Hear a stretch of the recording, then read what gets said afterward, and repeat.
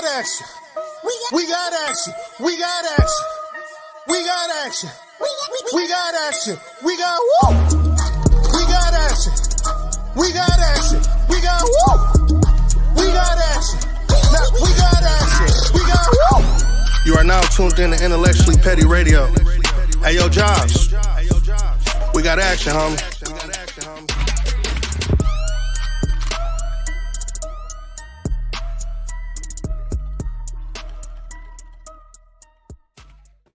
And you are now tuned into another episode of Intellectually Petty Radio, brought to you by M3S3 Clothing. Men make moves and suckers stand still. And as always, on the mighty Nerd DJs Radio Network, you already know, man, it's redundancy at its finest because we only rock with legends around here. And today is absolutely no exception. We got the founder of the Detroit Choice Awards, event architect, the founder of Dave Good Deeds. We have the legend himself, Mr. Dave Bishop. What up? What up? How you doing, bro? How's life? Hey, man, before we go start, I love that intro. That's my guy Polo Frost right there. Oh wow, sweet. Yeah. You know, we trying over here. I do a little something. You know. Right. How's life, man? How's your family? Man, everything's fair, everything's blessed, and everything's beautiful. So if Rita was correct, you just getting out of rehearsal? Yep, we got a big event. We got the biggest show on the planet. It's this Sunday. It's the Indie Flicks Choice Award, and it's basically a platform to recognize the independent filmmakers, the independent creatives that in cinema. So it's a beautiful thing, man. You know, we have many platforms before. You know, Detroit Choice Events has many platforms, which is the Detroit Choice Awards, which is our baby. Then we have the Detroit Fashion Choice Awards, and then we have the coming up, matter of fact, next year, the Detroit Comedy Choice Awards. So we got so much in creative talent that it's hard to put it on one platform. So we spreaded it out and give every individual, every creative their own platform. So we decided to launch off the Indie Flicks Choice Awards. Which quite honestly, it's about damn time. Because Detroit's killing the game independent wise. Absolutely. What do you think it is about Detroit that has made the movie and series so magnetic and attractive to the rest of the world? Natural born talent. Detroit is a hub that breeds natural born talent, and it's infectious. I mean, you just to gravitate. We got so many up and coming, I want to say known first time actors and actresses that's really hitting it big. They have created large fan base all over the world. I mean, some of these shows, I'm back and forth in Africa. They're picking up in Africa. So I realized that it's just a natural born talent we've been bred. It's the grit, I believe. Where you be at in Africa? Ghana, West Africa, Ghana, Accra. What's it like, bro? If I can be honest, paradise. Paradise. I've been going back and forth to Ghana on medical mission. Humanitarian missions. As a matter of fact, next month, within 30 days, I'll be getting my dual citizenship. So I'll be able to bridge that gap. I have a tour and travel company called Going to Ghana. So I'm bringing everybody to that pilgrimage 3 times a year to see what it's like. Can bring you home to the motherland, get you reaccustomed to home. So there's no place like home. What does it cost? Like for me, if I want to go to Ghana for a week. I mean, the cost of living is just getting there, the airfare. But I mean, hotels. I mean, we got Marriotts, we got Holiday Inns, we got Sheratons. I mean, the cost of living is a little bit cheaper for us. You know, for example, $10 US is worth $150 Ghana. So you kind of can do the math from there. Man, God damn. So how many to go to Africa? Is it still like a series of shots you got to get? No, and when I said it's a lot of myths. And some people get discouraged by the myth. Some people are just like, people think it's jungles. It's just like, it's very metropolitan. And we got rural areas, but it's very metropolitan, like a New York, like a Miami, especially where I'm in Ghana. You don't have to take one shot, and that's a yellow fever shot. and that shot lasts a lifetime. So you don't have to worry about this shot, this shot, this shot. So it's a beautiful, beautiful situation to be able to go to Ghana. That's where the slave ships. We go to Cape Coast, where our ancestors was taken aboard the last trip home and striped to their birth name. So a great experience. It's very humbling. I've been there about 11 times. Hmm. Like I say, now next month I'll be a full-fledged citizen. That's crazy. That's dope, man. What What is it about planning events that excites you?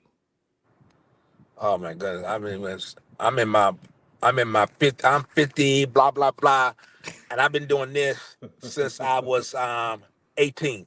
I started off doing teen parties, and from teen parties we had some of the hottest. I mean, it was a club called Prima Donna back in the day.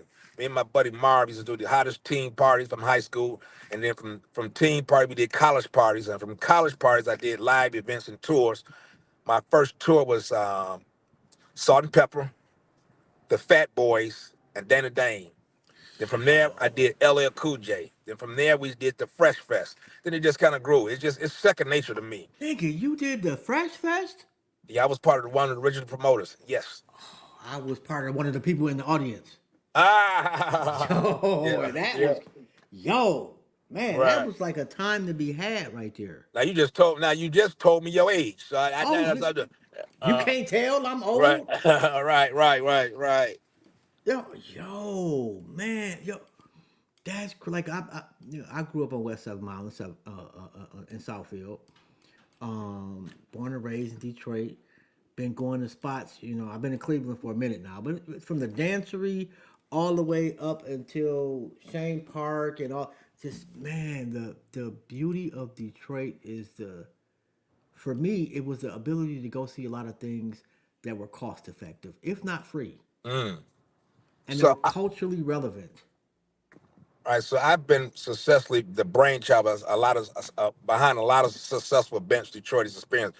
If you ever heard of the Ultimate White Party, Ultimate Black Party, I formed that, I created that, and from there, that event ran 17 years. You might have been at Shane Park, you might have been at Charles A. Wright Museum. It's been all over. I'm no longer with the group that does it, but Mhm. we started that. So I like to do signature events that gives everybody an experience they can remember.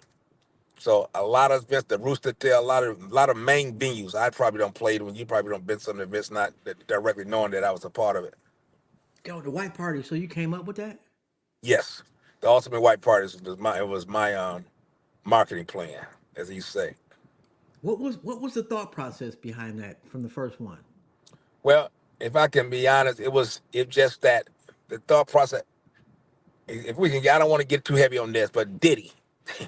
He was a king of that white affair. And to Mhm. go to one of those events to see everybody congregating, networking, interacting in an all white background, it was just a feeling of serenity. It was a feeling like heaven.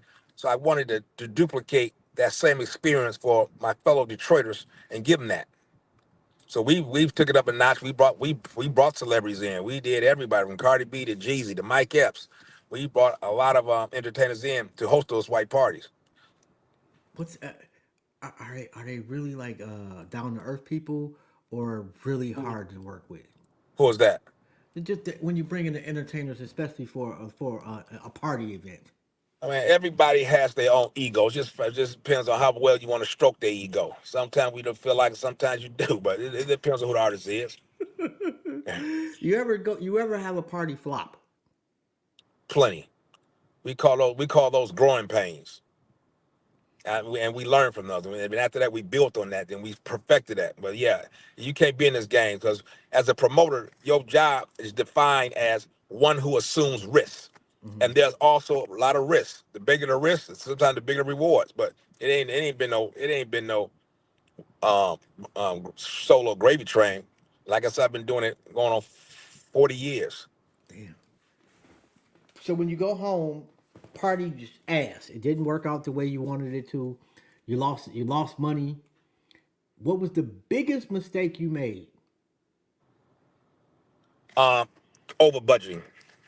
Mm. That's the biggest mistake anybody make because you want to give everybody. So my whole premise is you pay $100, I'm gonna give you $1,000 experience. You pay 50, I'm gonna give you 500. So when we over budget, we try to give them that experience where they always remember. We try to build its branding and build an inside fan base. Hmm.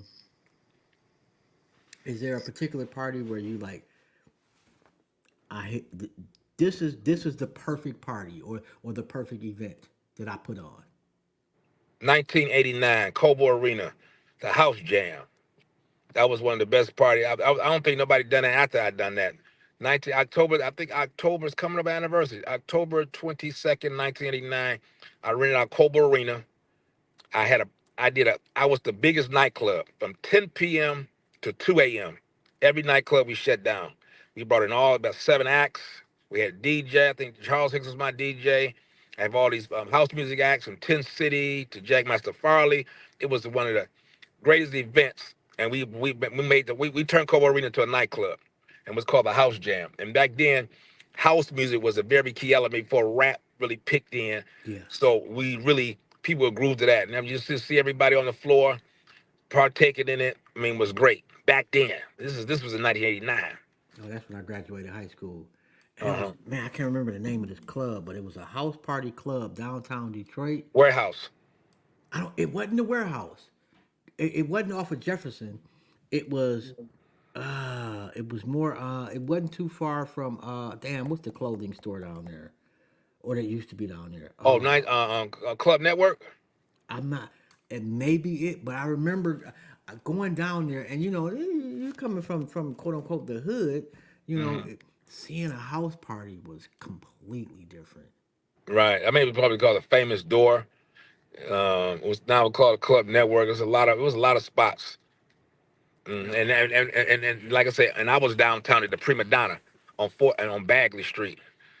So it might have been one of those spots. But back then, that was the music of choice. Yeah, because the parties were peaceful. Very peaceful. Yeah, very peaceful. I was in 1989. That was high school. A lot of high school, Southfield. A lot of teenagers engaged in that. What So what what, what part of Detroit did you grow up in? East Side, I'm Van sorry, Dyke, bro. Van Dyke and Harper. Oh damn, I'm sorry.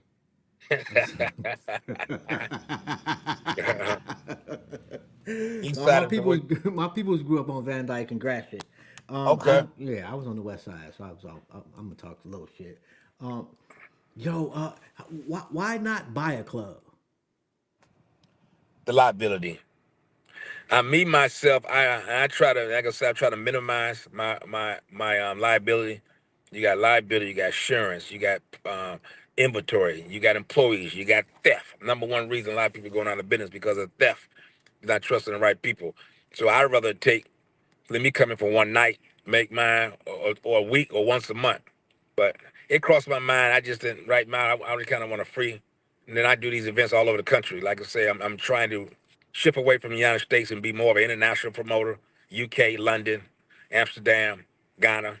So I'm gradually working my final years in the game to be more of an international scale. How do you bridge that from Detroit to London? Like how do you get in that market? Oh, it's easy. I'm Dave Bishop in Detroit, and guess what? It's a Dave Bishop in London. It's a Dave Bishop in Ghana, and my job is to kind of meet and engage and network with those type of individuals. And once you meet that person, just like you, it's going to automatically click. You'll know right the big. Oh, I like this guy. He reminds me a lot of myself. When you see yourself saying that in a conversation or meeting an individual, you don't click in to the right situation. And then my job is to find those. So I network a lot. I travel a lot. I'm abroad a lot. Um, and there it is. What was the Fat Boys like? They're cool, cool, very much cool. That was my first I, album, I got a man. chance to hang out with all of them. I also, you know, speaking of awards, May 11th, 1990, we were the first to do launch a rap award show. Before the Source Awards, before the BT Awards, it was the Michigan Rap Achievement Awards at Ford Auditorium. And I honored Prince Marky D with the Lifetime Achievement Award then. We had acts from Curtis Blow, EPMD, Roxanne Shonday, Queen Latifah. We were the first to put it out. And then from there, hosted by Dr. Dre and L Lover, MTV Raps. And after that, you start seeing your Source Awards. You start seeing the BT Awards. You said, I mean, we were founders. I mean, to that date, we created history then. Back in 1989, 1990, we done this.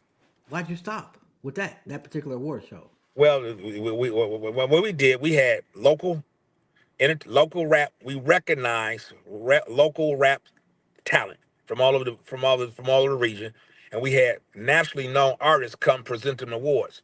Great concept, but we didn't get the sponsorship. Okay. Bringing, like, one year we had EPMD in 1989 at the Latin Quarter. That's 12 of them, expense wise, and you couldn't recoup that. So it Yeah. became a situation where we had to find a way to afford it. Actually, Yeah. The Latin Quarter used to be popping too. played that spot a lot. Oh man, and we had our high school graduation party there. Okay, Yeah, man, I remember that. That was a night to be had right there. That was a good time to be alive.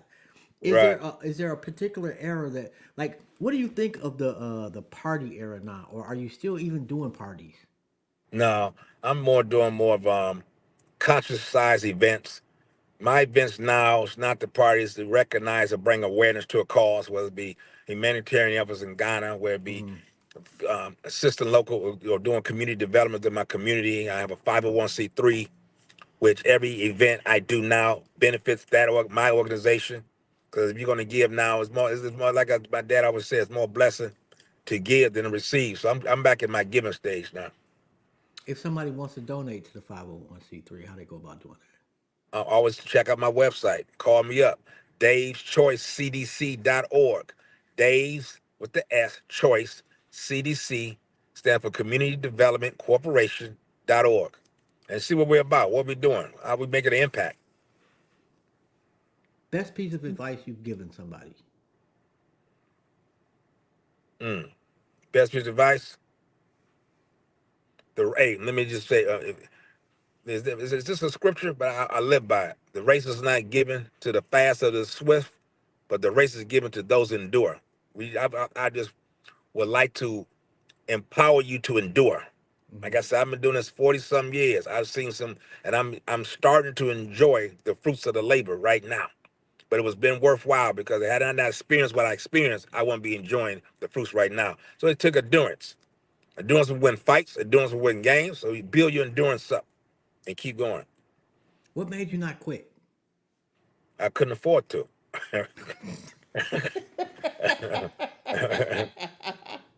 I mean, you could have quit And when you when got I a say nine to when five. I couldn't afford to, I'm not talking financially. I couldn't Okay. afford to mentally. I couldn't afford to spiritually.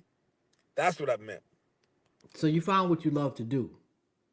I was blessed. You know, I was blessed. Like I said, for me to be doing 40 years, and I'll do it for free.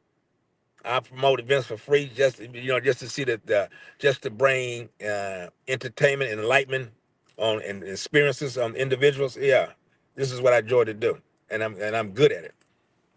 Do you are you not just a participant or the person behind the strings, but do you ever just sit as a spectator in your own event? I just started, man. I just started. I got some people I hired to run this stuff for me, because basically I'll be behind the scenes. I'll be irritated. I'll be nervous, but my friends say sit down, and it's been great for the last 3, 4, 5 events. It's been working great. So I have seen, and that's when you're saying you're enjoying the fruits of your labor. You have put people in place. Hmm. You have trained people. People see your vision. People are not deteriorating your vision. They embracing it, and it's great. So at this point, you got somewhat of a formula, if not a formula. I got a turnkey. What's that? That's it. Same thing, formula. Yep, same thing. Okay. Um, do you have like a mentee? I'm always looking. Some people find me. Some people I find. It's by accident. I'm always looking for mentees. It ain't hard to work with me. So for you to embrace, you gotta love what you're doing too. Cause I'm gonna give you a bunch of knowledge, but it's not gonna come easy. It's gonna come through trial. It's gonna come through error. Who have you menteed over the years, and you look up and they have done way more than you anticipated. I mean, that's an everyday life situation. My kids. I mean, relatives, people I touch, people that in my inner circle. You know, How many that's kids you just, got? huh? I got four, 3 girls, 1 boy, one What was son. well, the first time you held your child? What did you think? Boy, you could be punching these questions, ain't you? I got, you know what? Because me and you kind of like, I don't know specifically how old you are, but we kind of in the same generation. Hmm. So I understand. Like I got grandkids now, Me too. I got and two. there comes a point where you start thinking about your legacy, Hmm. and you start realizing the moments that you've had in your life. Hmm. And I prefer the moments of somebody that comes on the show as opposed to random shit that they didn't say to somebody.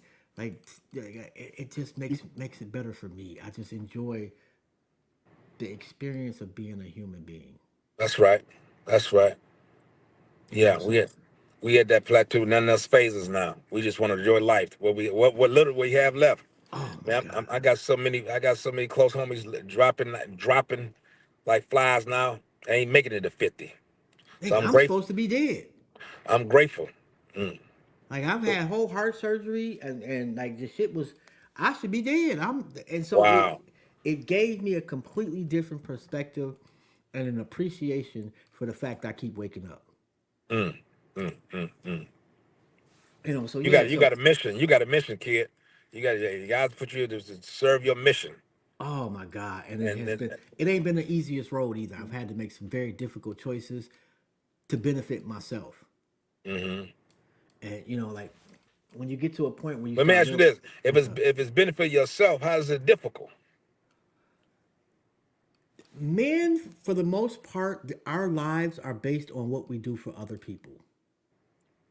How do we serve our wives, our girlfriends, our kids, our grandkids? Our lives are judged by what we do for others. I think you when you get to a certain age in life as a man, you realize I need to be happy myself. Hmm. And when you get to that spot, a lot of people in your circle aren't happy that you have gotten to that spot because that means they have to struggle. Hmm. And this year was that year for me. Oh wow. And it's been both heartbreaking and a whole ass revelation, bro. Mm. Yeah. So, and I'm sorry to go off on a tangent. Um, but yeah, like when when I first held my oldest child, I was thinking about her getting married, her going to prom, her everything in life that was decades beyond her birth. How old is your oldest? Will be 34. So we had our kids the same year. My son is 34, born in 1990. Yeah, Hmm. absolutely. Yeah. Yeah. So when you held him, what were you thinking, and did those thoughts come to fruition? Oh man, basically, I was so just happy that the baby contributed creating life. I just, I was looking forward to all the things that fathers and son do, like activities, learning curves, sports. I mean, education. I was just looking forward to that because I see it. I see it develop through one-on-one, through television, through schools. I mean, I see it. So I just wanted to emulate that so well with my kid. How do you think you did? I did good. He's very independent. He's a father. I'm a grandfather. He ain't been to prison. He ain't been to jail. He ain't make no. He made some mistakes. I mean, he ain't made no crucial mistakes. Hmm. He's learning. Got a degree. I did pretty well. Yeah. Oh my goodness. Like I grade myself pretty harshly, Hmm. you know. But yeah, my kids. I have three daughters. Hmm. Well adjusted, good mothers, good people. Silly as hell. You know. I think I did all right, man. And that's life right there, bro. Hmm. I can't imagine these niggas out here that know they didn't do a good job as a father. That should be burning a hole in your gut. I'm certain it is. Whether Hmm. they admit it or not, you get to a point, especially when you start needing those people and But they don't what's even show up more for you. devastating when you didn't contribute, and that and that kid defied the odds and became something without your assistance. That's the most hurting feeling you can experience. That I didn't help contribute that, and he did without me because of my neglect, because of my poor decisions. So that's the flip side of it. So to Mm-hmm. be able to contribute and knowing you help is a great feeling. But what about the side of you didn't help, and that son is a LeBron James, or that son is a doctor now? You know, it's crazy. I interviewed a doctor before, Mhm. and he literally had that conversation with me about his father, who wasn't there for him. Mhm. And the dude was a prominent dude. It wasn't like he was a broke ass individual struggling. He was a Uh-huh. prominent dude. He just was not a good father. Right, right, And right. a lot of his motivation was proven to this cat that wasn't there. Mm. Oh my god. Is there a pinnacle or is there an event that you want to, like, if I could say you could do any event from the Grammys to the Academy Awards to whatever, what would be the one event you'd like to do? Well, I'll tell you what, it's not even that. It's an event I'm working on. Okay. So Juneteenth, we all know the significance of Juneteenth. Absolutely. What is that? That's when the slaves in Texas found out that they was free. And it's now a national holiday. Yes. That's when I guess that's when the abolish of slavery, Juneteenth. My goal is to bring, and we were slave for 400 years. So my goal is to bring 400 people home to Africa on Juneteenth next year. Mm. That's what I'm working on. It's called Motown to the Motherland. We're gonna start rolling it out. We can bring everybody all over the world to come home and let them envision, see what it was like, and bring them. That's just bringing everybody home. That's almost like Jesus on earth trying to get everybody to come to heaven, but it's heaven on earth over in Ghana. I assure you. So that's one of my ultimate events I'm planning. I want to do. I'm back for like I'll be leaving for Ghana next Wednesday, preparing for my citizenship. So them the events I want to do. I want to bring cultural heritage experiences for individuals from all over. Yo, I got a. I know a sister. Her husband is from Ghana, Hmm. and they built a hospital over there. Really? Yeah, I don't know the name of the hospital, but he's a doctor here, and she's a nurse practitioner. You know, they doing their thing, and yeah, Baruti? huh? What's her Two name? two four. 2-4. Okay. Yeah, I would love to be able to hook y'all up. Great. Great. Hmm. You know, I'll get. Matter of fact, I've been needing to call her anyway. Yeah, we definitely got a link after this, bro. Yeah. You always anybody want to go check out what we're doing? Go to the website. It's called Going to Ghana. Going the number two Ghana. How long y'all gonna stay from Juneteenth?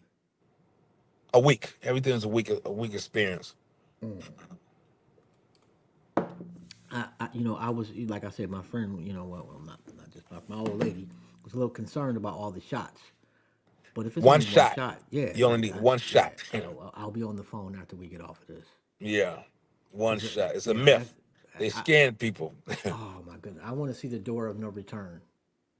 That's my specialty. I want to take you there. I want you to see the slave castle. I want to see the dungeons. I want to see how they treated us, our sisters, and I want to see to the door. Once you go through that door and see that ocean, is the significance of that. That once you leave out that door, once they put you in them chains and put you on that ship, You you ain't you coming would back. you'll never come back home ever. Yeah, And your name you no longer have. You become from a Echo at Moo, you become a Johnson, a William Johnson. Your language, you don't speak Tree no more. You be speaking English. So you stripped of everything.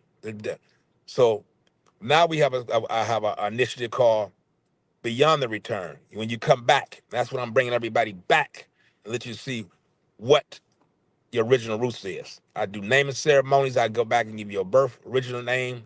You have that part of your pride where I just do a lot of great experiences. Which yo, what was it like the first time you went to that door?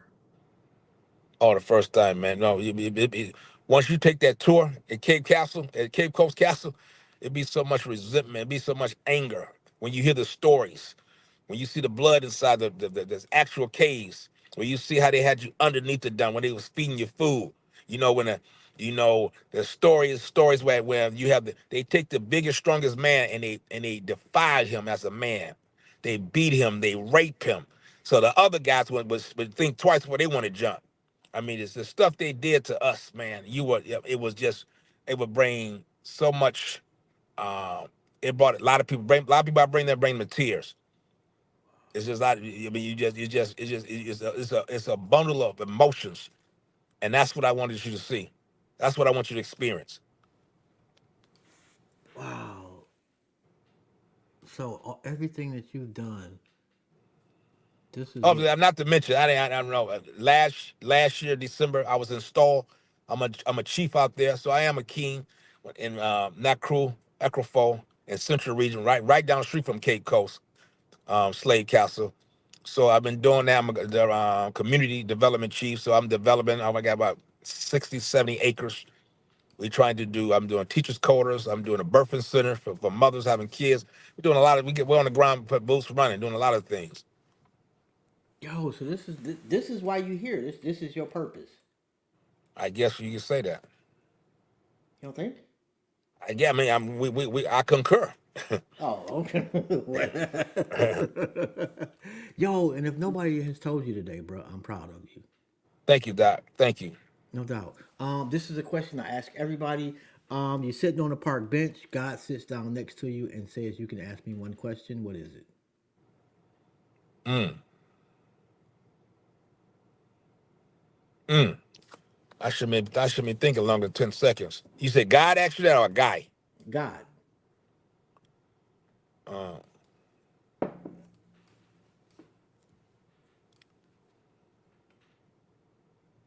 what's your will for me? I think you already know that. But I asked him. Make sure I'm on the right path. 40 years, bro. You know.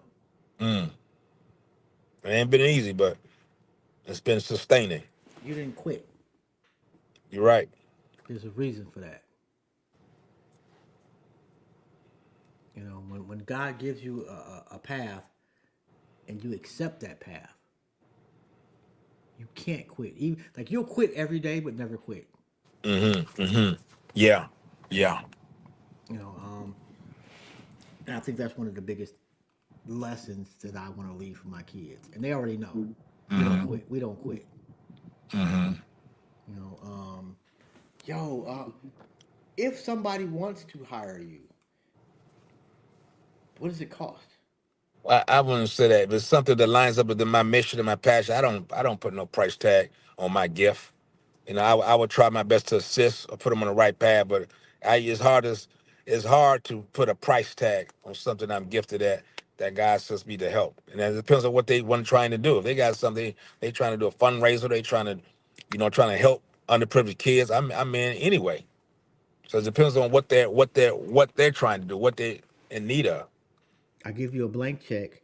I tell you, you can get five artists, dead or alive, to put on a concert. Who are they? Whitney Houston, Luther Vandross, Michael Jackson, Prince, and Tupac. It's like you thought about that already. Yo, I'm gonna do it when I get to heaven. That's what I'm planning. that would be crazy right there. Hmm. Yo, that one part, Whitney Houston. My favorite. That's my baby. Why they haven't done a Whitney Houston movie is crazy. They've done a bunch of series, a bunch of.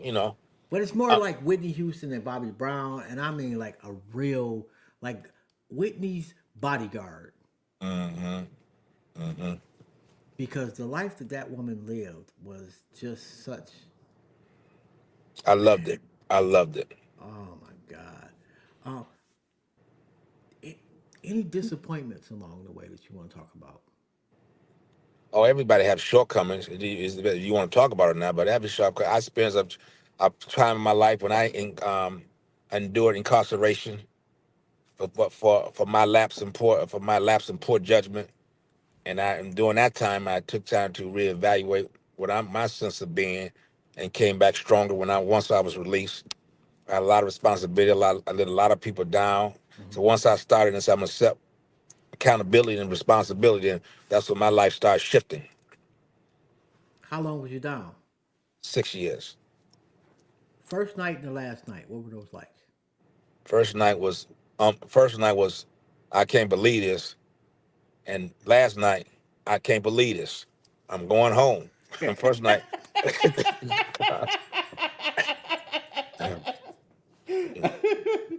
And you ain't look back. You hit the ground running. I ain't look back. Did you have the plan in place when you left? No. See, everybody, my thing was I was greedy. Everybody has greed's gonna catch up with you sooner or later, and greed's play. A lot of people a downfall to greed. I wanted it fast. I wanted it quick, and it caused, and I took so many high risk chances, and it caught up with me. And you was lucky you only had to do 6. Yeah, I was very lucky. 'Cause God knows a lot of stuff I did do, I didn't get caught for, and He blessed me. Let me know that I see you. I'm gonna turn the head. I'm gonna turn my eye on this one. But hey, so he held my hand and pat my hand plenty of times out the cookie jar. Best advice somebody gave you. Best advice? Hmm. Ah, I can't say the best advice, but it's a lot of good advice I get from reading great and inspirational books like 48 Laws of Power, Hmm. um, Thick Face Black Heart. Um, I've never heard of that one before. oh yeah, that's she's a Chinese author. She wrote this book. It's almost like The Art of War, Okay. but it's great. You need to just Google that Amazon. Thick Face Black Heart. It tells you the rules of winning in Hmm. life. So any successful autobiography, I love it. I love it. When we gonna get yours? It's coming. It's coming. Any title of this yet? Yeah, I got a title. Polished Thug. I like that. And the acronym for thug, the acronym Hmm. is truly humble under God. Polished Thug coming soon. Yeah, let me know about that one when you decide to put that out, bro. Please make sure you come back so we can promote that. We've been doing pretty good, especially on Facebook. Our fan page has been growing exponentially. Good, good. Yeah, we damn near about 200,000 now. I don't know, How many? almost 200,000. Oh man, I'm not live. 200,000. Yes, sir. Well, Oh, I take that back. I want to say it's like 170 today. oh, anything over 10,000, I'm happy. Hey, what's up? What's up, Carita? Thank you for the interview. Uh,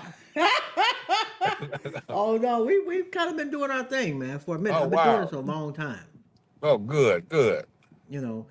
And my thing is, I like to, like what you do gets you on the show, but it's your story that makes you stand out. Thank you. Well, You know, I hope I can live a life that others can be empowered and inspired. I know I did my part. I think you've already done that, bro. And and Thank you, and Doc. it's just the icing on the cake at this point. Thank you, Doc. Um, so So let me ask you something. Have you been in have you known about me before I got on your show? I did not. Okay, okay. Well, your booking agent did a good job then. I mean, well, Rita knows everybody, Uh-huh. and there are times where Rita will be like, I want so and so on the show," and I'll be like, and then I look so and so up, and I'm like, okay, and every time if there's somebody that I'm unfamiliar with, and I'll be honest, sometimes I'll be like, "Who is this nigga?" Right, right, And right. then after the show, I understand. Like she has always got, she knows the people that I should talk to. Gotcha. And Gotcha. sometimes it's more of a learning tool for myself than it is for anybody else. And in doing so, people tend to like what we're doing. Well, I mean, you know what that is too. Russell Simmons taught me that. The law of self-preservation. Hmm. By her being an ear to the street and by her knowing people we don't know, we getting old. I let the youth kind of preserve us. And that's what Yeah, it is, the law of self-preservation. So she keep that vision alive, what you got, and that mission alive. So I love it. yeah, absolutely, man. And this has been an honor and a privilege to talk to you, bro. Mhm. If there is there anything you want to leave with the people before we wrap it up? Oh man, just everybody can always follow me. It was crazy because, you know, in doing that, I always find room to reinvent myself so I can be relevant. So it was the time I was known because I like to dress. So my name was Dapper Dave, Okay. empower, inspired by no other than the famous Dapper Dan. But I would love to dress. I got a clothing line. I make custom suits, and from there, I became Detroit Diddy because because of the charisma and the work ethic of Sean Combs. Mm-hmm. Then I said, nah, fuck that. So right now, my new name is Dave Good Deed, and that's all my social medias, Dave Good Deeds. So and even got a website, DaveGoodDeeds.com. So the mission is to continue my journey by fulfilling, by and touching others through charitable giving, humanitarian efforts, or community development. That's gonna be my last. That's the last time I changed my name. So from this point on, is Dave Good Deeds, and people can remember me from that. I definitely need to get one of them jackets made too, by the way, bro.